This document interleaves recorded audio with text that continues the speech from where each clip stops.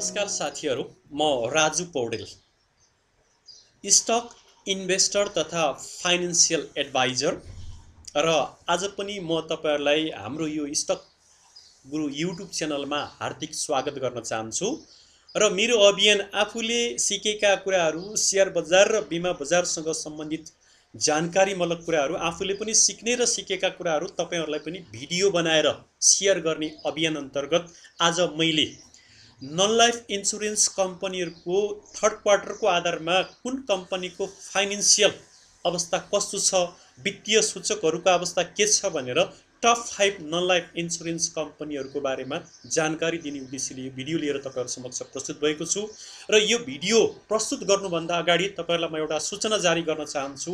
हामीले यो लकडाउनको समयलाई सदुपयोग गर्ने उद्देश्य र धेरै लगानीकर्ता साथीहरुको अनुरोधलाई मध्यनजर गर्दै एक चरणको तालिम अब हामी सम्पन्न गर्दैछौं भने शेयर बजारसँग सम्बन्धित तालिम, फन्डामेन्टल र टेक्निकल सम्बन्धित तालिम एक चरणको तालिम हामी समाप्त गरेर दोस्रो चरणको तालिम यही 12 गते बुद्ध जयन्तीको दिनबाट फेरि दोस्रो चरणको फन्डामेन्टल एन्ड टेक्निकल एनालाइसिस कसरी गर्ने भन्ने बारेमा एक हप्ते तालिम सुरु गर्न गइराखेका छौं। इच्छुक साथीहरुले हाम्रो यो युट्युब च्यानलको ब्यानरमा दिएको कन्ट्याक्ट नम्बर, भाइबर नम्बर, इमो नम्बर, व्हाट्सएप नम्बरमा कन्ट्याक्ट गरेर नाम टिपाउन सक्नुहुन्छ भन्ने कुराको जानकारी गराउँदै अब म तपाईहरुलाई यो भिडियोतर्फ ध्यान केन्द्रित गराउन चाहे। मैले आज यो भिडियोमा नन लाइफ इन्सुरेन्स कम्पनीहरुले अब आगामी दिनमा पेड अप क्यापिटल वृद्धि गर्नुपर्ने बाध्यता सिर्जना हुँदै गइराखेको छ। बीमा समितिले पेड अप क्यापिटल बढाउनु पर्ने कुरा उठाइराखेको छ। त्यसैको सन्दर्भमा लिएर विभिन्न कम्पनीहरुले कतिपय राम्रा कम्पनीहरुले बोनस शेयर पनि दिने र राइट शेयर पनि दिएर पेड अप क्यापिटल वृद्धि गर्ने योजना ल्याइसकेका छन्। हिजो मात्र शिखर इन्सुरेन्स कम्पनीले पहिला बोनस शेयर दिइसक्यो, फेरि राइट शेयरको लागि रेटिङ प्राप्त गरेको र बीमा समितिबाट अनुमति प्राप्त गरिसकेको न्यूज आइसकेपछि हिजोबाट नन लाइफ इन्सुरेन्स कम्पनीमा एउटा नयाँ ट्रेन्ड सुरु भएको छ। त्यो ट्रेन्ड सुरु भएको अवस्थामा अब हामीले अन्धाधुन्दा लगानी गर्ने होइन कि best 5 non life insurance company विभिन्न इन्डिकेटरहरुको आधारमा केलाएर लगानी गर्यौं भने पक्कै पनि आगामी दिनमा यी कम्पनीहरुबाट हामीले राम्रो ज्ञान प्राप्त गर्न सक्दछौं। त्यसैको कुरालाई मध्यनजर राखेर आज म तपाईहरुलाई विभिन्न इन्डिकेटरहरुको आधारमा थर्ड क्वार्टरमा प्रकाशित गरेको वित्तीय सूचनाको आधारमा टप 5 भित्र पर्न सफल कम्पनीहरु कुन छन् भनेर जानकारी गराउन गइराखेको छु। नम्बर 1 मा म तपाईहरुलाई प्राइसको आधारमा सबैभन्दा धेरै मूल्य भएको राष्ट्रिय बीमा कम्पनी लिमिटेड, जसको मूल्य 19,985 छ, तर यसको मूल्य धेरै भए पनि यो कम्पनी सुशासनमा एकदमै कमजोर देखिएको छ। समयमा एजीएम पनि नगर्ने, समयमा पेड अप क्यापिटल पनि नपुर्याउने, लामो समयसम्म आफ्ना लगानीकर्ताहरूलाई रिटर्न पनि नदिने, त्यसकारण यो कम्पनी सुशासनमा ज्यादै कमजोर कम्पनीको रूपमा देखिएको छ। दोस्रोमा शिखर इन्सुरेन्स कम्पनी छ, जसको 2128 मूल्य सहित आफूलाई धेरै शेयर भ्यालु भएको कम्पनीको रूपमा दर्ज गराउन उभ्याउन सफल भएको छ भने तेस्रोमा सगरमाथा इन्सुरेन्स कम्पनी छ, जसको 1735 छ यसको भ्यालु। नील चौथोमा छ, जसको 1698 छ। त्यसैगरी पीआईसी 1279 सहित आफूलाई 5औं नम्बरमा उभ्याउन सफल भएको छ भने बाँकी सिल, आईजीआई र एनएलजी क्रमशः मूल्य हाई भएका कम्पनीहरुमा पर्दछन्। त्यसैगरी हामीले पेड अप क्यापिटलको आधारमा सबैभन्दा बढी पेड अप क्यापिटल भएको कम्पनी कुन हो, पेड अप क्यापिटल बढी भयो भने कम्पनी स्ट्रङ मानिन्छ, बलियो मानिन्छ। जुन कम्पनीको पेड अप क्यापिटल हाई हुन्छ त्यो कम्पनी बलियो मानिन्छ। त्यसको आधारमा पेड अप क्यापिटलमा 1,75,85,24,000 सहित शिखर इन्सुरेन्स कम्पनी लिमिटेड एक नम्बरमा पर्न सफल भएको छ भने नील 1,31,74,32,000 सहित दोस्रोमा पर्न सफल भएको छ। त्यसैगरी एनआईसीएल नेपाल इन्सुरेन्स कम्पनी पनि 1 अरब भन्दा माथि पेड अप क्यापिटल पुर्याउन सफल भएको छ। त्यसैगरी प्रिन्ट प्रभु इन्सुरेन्सको पनि 1 अरब 16 करोड भन्दा माथि पेड अप क्यापिटल छ भने 5औं नम्बरमा आईजीआई, जसको 1 अरब 15,75,64,000 भन्दा माथि पेड अप क्यापिटल सहित आफूलाई 5औं नम्बरमा उभ्याउन सफल भएको छ। त्यसपछि क्रमशः एलजीआईएल, पीआईसीएल र एनएलजी पर्न सफल भएको देखिन्छ पेड अप क्यापिटलको आधारमा। अब हामीले रिजर्भ हेर्नुपर्ने हुन्छ। कुनै पनि कम्पनीको सेयरमा लगानी गर्दा त्यो कम्पनीको रिजर्भको अवस्था के छ, रिजर्भ स्ट्रङ छ भने कम्पनीले आगामी दिनमा लगानीकर्तालाई राम्रो रिटर्न दिन सक्छ भन्ने कुरा हामीले मूल्याङ्कन गर्न सक्छौँ, आकलन गर्न सक्छौँ। रिजर्भको आधारमा आरबिसिएल 1 नम्बरमा पढ्न सफल भएको छ। किन यसको रिजर्भ बढी छ त भन्दा यसले लामो समयसम्म लगानीकर्तालाई बोनस वितरण गरेको छैन।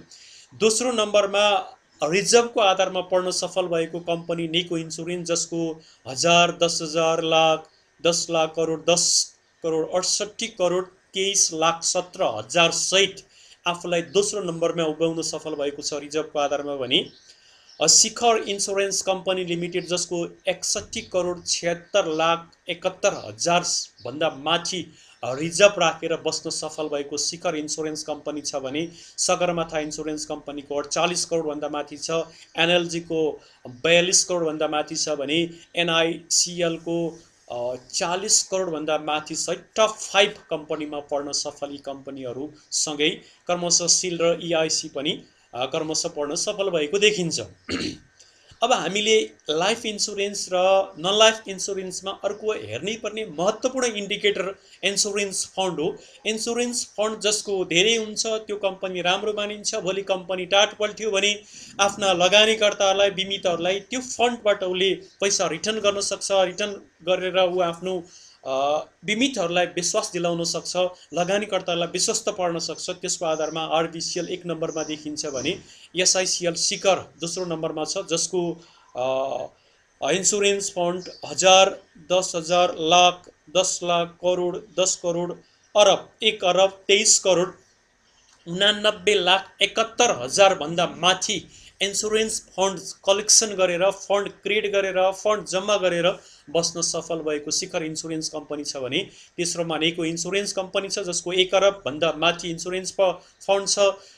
चौथोमा एनएलजी इन्सुरेन्स छ, जसको पनि 1 अरब भन्दा माथि छ भने पाँचौँमा एसआइसी सगरमाथा इन्सुरेन्स कम्पनी छ, जसको 95 करोड 66 लाख करोड 66 लाख 38,000 भन्दा माथि छ भने बाँकी क्रमशःमा सिल, सगरमाथा, पिआइसी र प्रिन्ट पढ्न सफल भएका छन् इन्सुरेन्स फन्डको आधारमा टप 5 भित्र पढ्न कम्पनीहरू।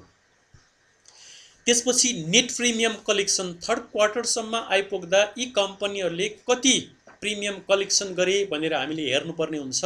त्यसमा नेको इन्सुरेन्स कम्पनी 1 नम्बरमा पढ्न सफल भएको छ, जसको प्रिमियम कलेक्सन 1000, 10,000, लाख, 10 लाख, करोड, 10 करोड, अरब, 1 अरब 36 करोड 4 लाख 7,000 भन्दा माथि प्रिमियम नेट प्रिमियम कलेक्सन गरेर आफूलाई 1 नम्बरमा उभ्याउन सफल भएको छ भने शिखर इन्सुरेन्स कम्पनीको 1000, 10,000, लाख, 10 लाख, करोड, 10 करोड, अरब, 1 अरब 8 करोड 24 लाख 86,000 भन्दा माथि नेट प्रिमियम कलेक्सन गरेर दोस्रो नम्बरमा उभ्याउन सफल भएको छ भने तेस्रो नम्बरमा सगरमाथा इन्सुरेन्स कम्पनी छ, जसको 95 करोड भन्दा माथि छ भने एनएलजी चौथोमा पढ्न सफल भएको छ, जसको 85 करोड भन्दा माथि छ। पिआइसी पाँचौँ नम्बरमा पढ्न सफल भएको छ भने बाँकी क्रमशःमा एनआइसिएल र एलजिआइएल पढ्न सफल भएको देखिन्छ यो थर्ड क्वार्टरलाई आधार मान्दा।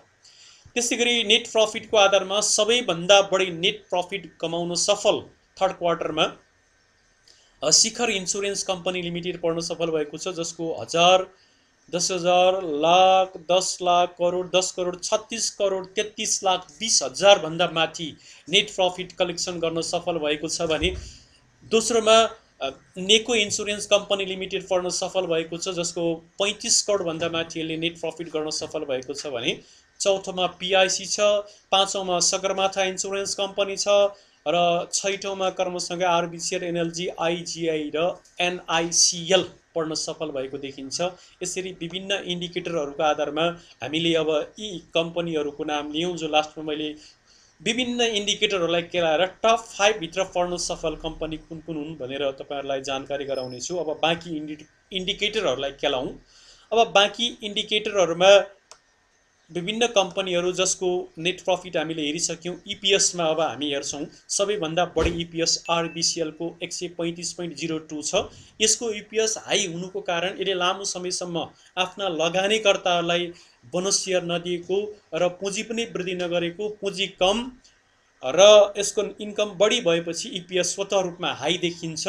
अब यसले पुँजी वृद्धि गर्नको लागि राम्रो बोनस दियो भने इपिएस स्वाट्टै घट्न सक्ने अवस्था देखिन्छ। त्यसपछि दोस्रो नम्बरमा एसआइसी सगरमाथा इन्सुरेन्स कम्पनी लिमिटेडको इपिएस 38.02 छ भने पिआइसी प्रिमियर इन्सुरेन्स कम्पनी लिमिटेडको 35.94 छ भने चौथो नम्बरमा निको इन्सुरेन्स कम्पनी छ जसको 35.51 छ र पाँचौँ नम्बरमा शिखर इन्सुरेन्स कम्पनी जसको 27.55 यसको इपिएस छ भने बाँकी एनएलजी एसआइएल र आइजिआई पनि आफूलाई क्रमशः इपिएसमा सुधार गर्दै अगाडि बढाउने कम्पनीहरूमा पर्न सफल भएका छन्।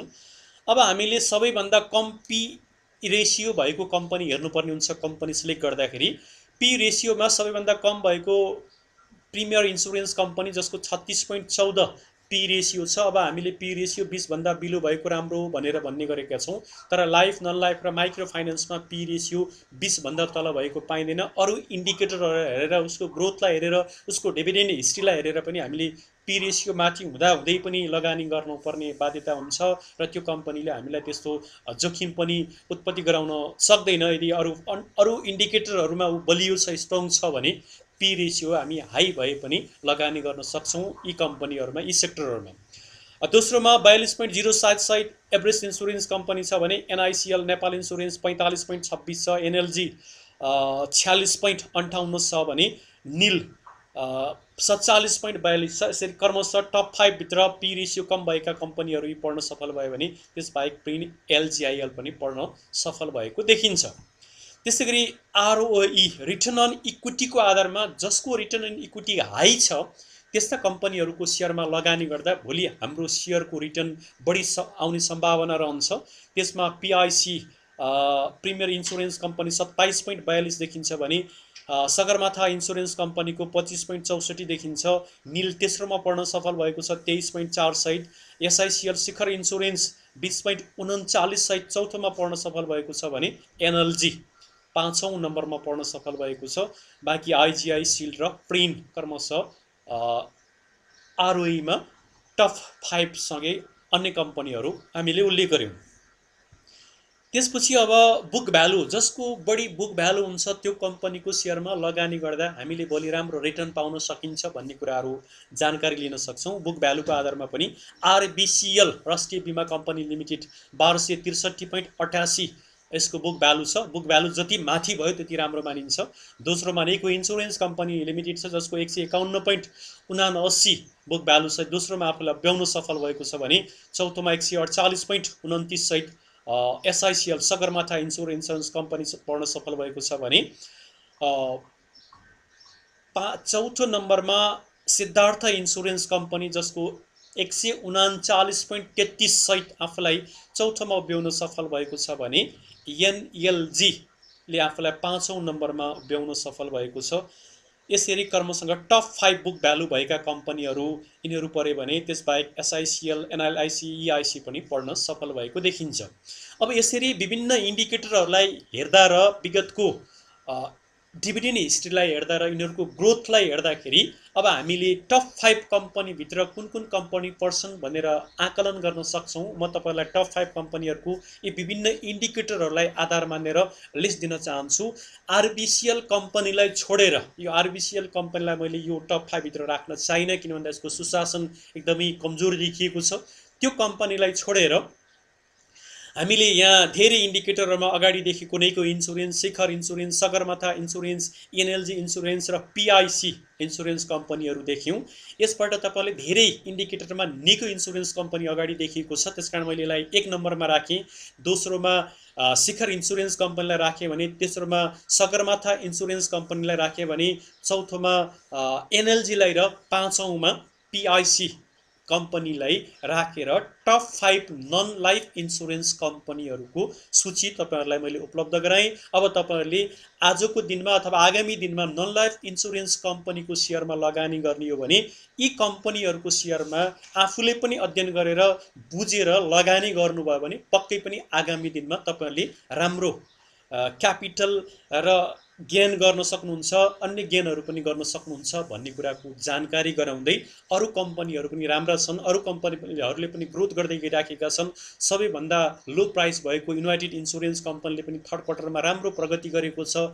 आइजिआई इन्सुरेन्सले पनि राम्रो प्रगति गर्दै आफूलाई हरेक इन्डिकेटरमा अगाडि ल्याउन सफल भएको छ। ती कम्पनीहरूमा पनि तपाईँहरूले नजर लगाउन सक्नुहुन्छ। लुम्बिनी जनरल इन्सुरेन्स कम्पनी भयो, यी टप 5 कम्पनी बाहेक ती कम्पनीहरूमा पनि तपाईँहरूले आफैले अध्ययन गरेर अनुसन्धान गरेर यी इन्डिकेटरहरूलाई केलाएर लगानी गर्नुभयो भने पक्कै पनि आगामी दिनमा तपाईँहरूले राम्रो गेन यी कम्पनीहरूको सेयरबाट प्राप्त गर्न सक्नुहुन्छ भन्ने कुराको जानकारी गराउँदै अन्तिममा फेरि पनि हामीले जेठ 12 गतेबाट फन्डामेन्टल र टेक्निकल एनालाइसिसको बारेमा एउटा 7 दिने प्याकेज सेयर अनलाइन तालिम लिएर आउँदैछौँ। त्यो तालिममा तपाईँहरू सहभागी हुन इच्छुक हुनुहुन्छ भने हाम्रो यो भिडियोको ब्यानरमा उल्लेख गरेको contact number, Viber number, WhatsApp number, imo नम्बरमा सम्पर्क गर्नुहोला भन्दै आजलाई म यो भिडियोबाट बिदा हुन चाहन्छु। हस्त नमस्कार, फेरि अर्को भिडियोमा